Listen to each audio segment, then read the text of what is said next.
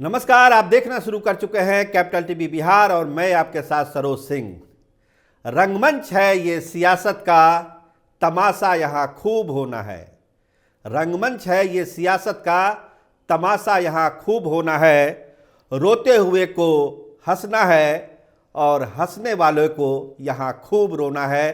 तो कौन हंसने वाला है और कौन रोने वाला है और सियासत में क्या होने वाला है तमाशा, आज के प्रोग्राम में हम इसी पर चर्चा करेंगे। देखिए, दिल्ली से जो खबरें हैं, भाजपा की बड़ी बैठक दिल्ली में खत्म हो चुकी है और उसका जो लब्बो लुबाब यही है कि भाजपा में सब चीज बढ़िया चल रहा है, लेकिन जो सहयोगी दल है उसमें अब जदयू को भी आप शामिल कर सकते हैं। उसके लिए खबरें बहुत कुछ खास नहीं है, बहुत कुछ अच्छी नहीं है। तो भाजपा ने अपने हिसाब से जो सीट शेयरिंग का फार्मूला तय किया है, उस हिसाब से बिहार में जनता दल यूनाइटेड को केवल 12 सीटों पर चुनाव लड़ना है। केवल 12 सीटें जनता दल यूनाइटेड के कोटे में फिलहाल आ रही है। एक आध सीट पर विचार चल रहा है कि 12 की संख्या को 13 किया जाए या 12 से काम चल जाएगा। इसके अलावा जनता दल यूनाइटेड के लिए 3 सीटें अलग अलग राज्यों में, एक सीट अरुणाचल वेस्ट में जो जनता दल यूनाइटेड को जी आएगी, एक सीट उत्तर प्रदेश में, वो सीट हो सकती है जौनपुर की या फूलपुर की, दोनों में से एक सीट पर विचार चल रहा है, और तीसरी सीट झारखंड की चतरा की। कुल मिला के 15 सीटों पर या 16 सीटों पर जनता दल यूनाइटेड को लॉक करेगी बीजेपी। तो ये एक बड़ी खबर है बिहार के लिए। पहले ये कहा जा रहा था कि बिहार में ही 17 सीटों पर जेडीयू लड़ेगी या 16 सीटों पर लड़ेगी, लेकिन अब इस तरह को ब्रेकअप किया गया है चीज़ों को और 12 से 13 सीटों पर जनता दल यूनाइटेड को बिहार में लॉक किया जाएगा। 3 सीटें हम आपको बता चुके हैं कहाँ कहाँ जनता दल यूनाइटेड को मिलना है। इसका मतलब 15-16 मैक्सिमम 16 तक ही आंकड़ा जाएगा जनता दल यूनाइटेड का। पिछले बार भी जो सीटें लड़ी गई थी उसी के आसपास ये सीट है। तो जनता दल यूनाइटेड को खास दिक्कत आएगी या नहीं आएगी, ये उनके नेताओं पर निर्भर करता है। संख्या बरकरार रखी गई है, भूगोल बदला गया है, क्योंकि बिहार में और भी बहुत सारे सहयोगी भाजपा के साथ हैं, उनका भी ख्याल, उनका भी दिल रखना है। तो जब ये व्यवस्था बनेगी तो आप मान के चलिए कि बहुत सारे जो सांसद हैं वो बेटिकट होने वाले हैं, उनको इस बार मौका नहीं मिलेगा। एक इशारा किया था नरेंद्र मोदी ने अपने अधिवेशन में दिल्ली में कि आप केवल कमल छाप को देखिए, कोई कैंडिडेट का चेहरा मत देखिए, जहां कमल दिखे वोट दबाइए, एनडीए को 400 के पार जाना है। तो ये जो मूल मंत्र लेके नेता लौटे हैं बिहार, उनका भी बॉडी लैंग्वेज यही कहता है कि अब चीज़ें बहुत स्मूथली जाने वाली है एनडीए में, और जो बंटवारे वाली बात थी उसको करीब करीब निपटा दिया गया है। जनता दल यूनाइटेड का जिक्र हमने कर दिया। जो बेटिकट होने वाले हैं सांसद, उनकी भी एक चर्चा, छोटी चर्चा हम कर ले। कुछ सांसदों के नाम आ रहे हैं जिनका टिकट कट सकता है, क्योंकि जो एडजस्टमेंट होगा, सीटों का आदान प्रदान होगा, सीटें बदली जाएगी, उसमें इन सांसदों के टिकट मिलने की संभावना बहुत ही कम है। तो नाम देखिए, कहा जाता है कि जो सीटें हैं उसमें सीवान की सीट, जहां कविता सिंह जेडीयू की सांसद हैं, वो अपने सीट से बेदखल हो सकती हैं। इसके अलावा काराकाट सीट वो उपेंद्र कुशवाहा के लिए तय किया गया है। तो सीटिंग सांसद का टिकट कटना लगभग क्या कहिए कि पक्का ही तय है उनका। इसके अलावा सीतामढ़ी की सीट जो सुनील कुमार पिंटू जेडीयू से लड़े थे, वो भी अपने जो सीट है उससे बेदखल हो रहे हैं। वहाँ पे कोई दूसरा प्रत्याशी आएगा, इसका चर्चा हम बाद के दौर में करेंगे। इसके अलावा जहानाबाद सीट, यहाँ के भी जो सांसद है चंद्रवंशी जी, उनको भी टिकट मिलने की संभावना बहुत कम है, क्योंकि कहा जा रहा है कि ये सीट भाजपा खुद लड़ेगी या फिर अपने सहयोगी दल को देगी। इसके अलावा झंझारपुर, रामप्रीत मंडल, इनके भी टिकट मिलने की संभावना कम है। दरभंगा से जो हैं गोपाल जी ठाकुर, इनका भी टिकट कटना करीब करीब तय हो चुका है, वहाँ भाजपा कोई नया चेहरा उतारेगी। इसके अलावा बांका से गिरधारी यादव, इनके जगह पर कोई अति पिछड़ा वहाँ से चुनाव लड़ सकता है, इसकी संभावना अब प्रबल हो रही है। बहुत सारे नाम और भी हैं, कुछ हमने इशारा किया, कुछ सीटों को लेकर अभी और मंथन चल रहा है। जब नए नए चेहरे आएंगे तो स्वाभाविक है बहुत से सांसद बेटिकट हो जाएंगे। तो हो क्या रहा है जनता दल यूनाइटेड के लिए हमने आपको बताया। अब हम बात करते हैं लोजपा के दोनों गुटों की।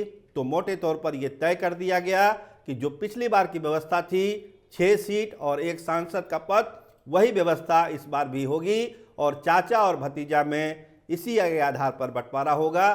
6 से संख्या ज़्यादा नहीं जाने वाली है।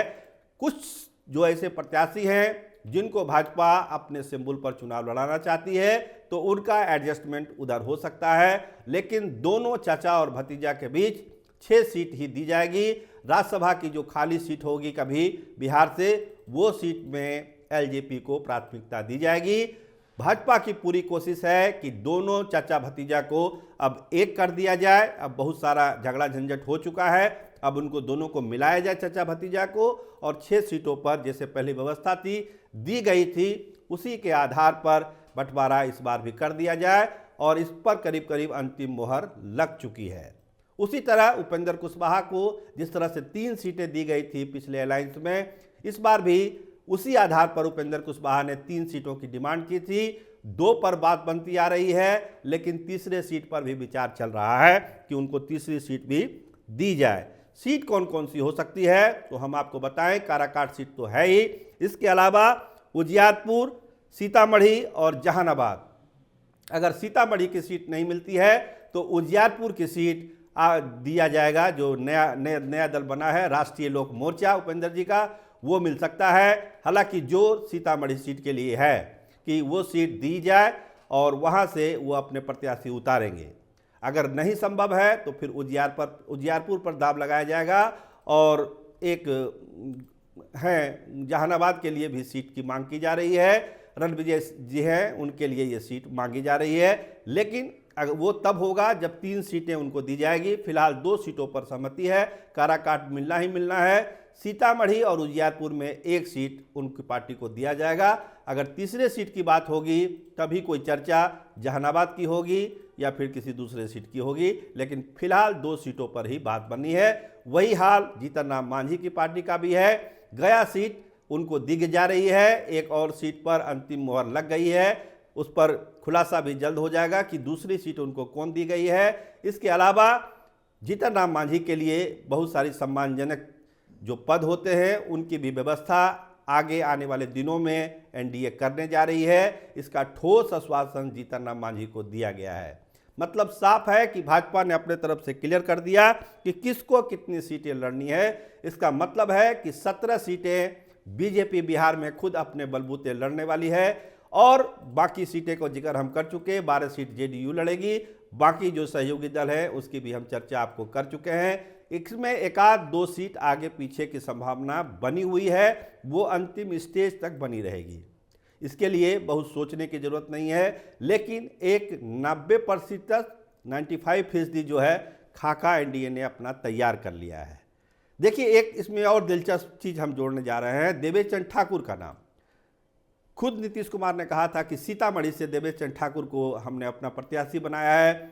वो पदयात्रा भी कर रहे हैं, उनका चुनाव प्रचार भी हो रहा है।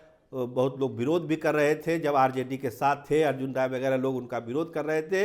लेकिन अब जब सीतामढ़ी की सीट पर राष्ट्रीय लोक मोर्चा ने भी अपना दावा ठोक दिया है और कहा जा रहा है कि बीजेपी भी चाहती है कि सहयोगी दल जो है राष्ट्रीय लोक मोर्चा उसको वो सीट दी जाए, इस तरह से सहमति बनाने की कोशिश है। अगर ऐसा होता है तो फिर देवेश चंद्र ठाकुर का टिकट फंस सकता है, क्योंकि सहयोगी दल के भी नेता सीतामढ़ी में ज़बरदस्त जनसंपर्क अभियान चला रहे हैं। उनको भी कहीं ना कहीं से कोई आश्वासन जरूर मिला होगा, नहीं तो फिर ऐसे अभियानों का कोई मतलब होता नहीं है।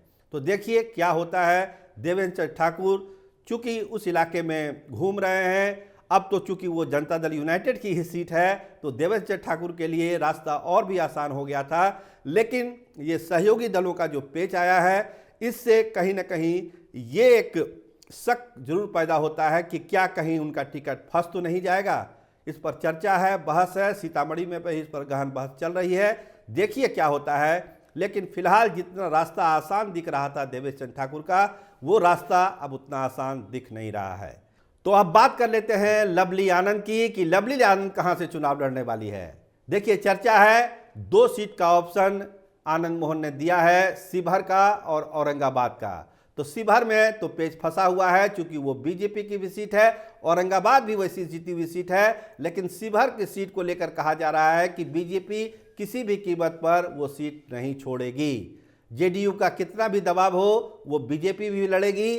अब देखिए, रमा देवी भले कैंडिडेट ना हो, कैंडिडेट कोई बीजेपी का ही वहां पर होगा। जो हमारे सोर्स है यही बताते हैं कि रमा देवी प्रयास में है, टिकट मिले, संभावना कम है, तो कोई नया चेहरा ही शिवहर की रणभूमि में उतरेगा, लेकिन वो कमल छाप पर ही उतरेगा और वो बीजेपी का ही होगा। वो सीट बीजेपी किसी को देने नहीं जा रही है। तो ऑप्शन में औरंगाबाद बचता है कि औरंगाबाद में वो क्या करेगी, बीजेपी वहां पर वो सीट छोड़ेगी या फिर लवली आनंद को किसी तीसरे सीट पर, जो जनता दल यूनाइटेड की कोई सीट होगी, उस पर जाना पड़ेगा। बीजेपी के लोगों का यही कहना है कि जेडीयू का कमिटमेंट है, तो जेडीयू अपनी कोई सीट लवली आनंद को दे तो ज़्यादा बेहतर है। बीजेपी पर इस तरह का दबाव बनाना ठीक नहीं रहेगा। तो लवली आनंद धर्म संकट में है कि जो दोनों ऑप्शन है वो बीजेपी की सीट है, वहां पर टिकट मिलना मुश्किल लग रहा है। तो कोई तीसरी सीट पर भी लवली आनंद भाग आजमा सकती है, जैसा कि जेडीयू के सोर्स बताते हैं। तो देखिए क्या होता है। लेकिन फिलहाल बहुत सारे सांसदों को बेटिकट हो जाना है। सीटों की संख्या भी मोटे तौर पर अब तय हो गई है कि किसको क्या करना है, कितने सीटों पर लड़ना है। कुछ सीट भी किनको किनको लड़ना है, उम्मीदवार भी के चेहरे अब धीरे धीरे सामने आने लगे हैं। तो स्थिति अब साफ हो रही है एनडीए के तरफ से। अगले प्रोग्राम में हम महागठबंधन की बात करेंगे कि वहां पर क्या चल रहा है सीट शेयरिंग और उम्मीदवारों को लेकर। लेकिन फिलहाल इस प्रोग्राम में इतना ही। आप देखते रहिए कैपिटल टीवी बिहार। आपका बहुत धन्यवाद, आपका बहुत शुक्रिया।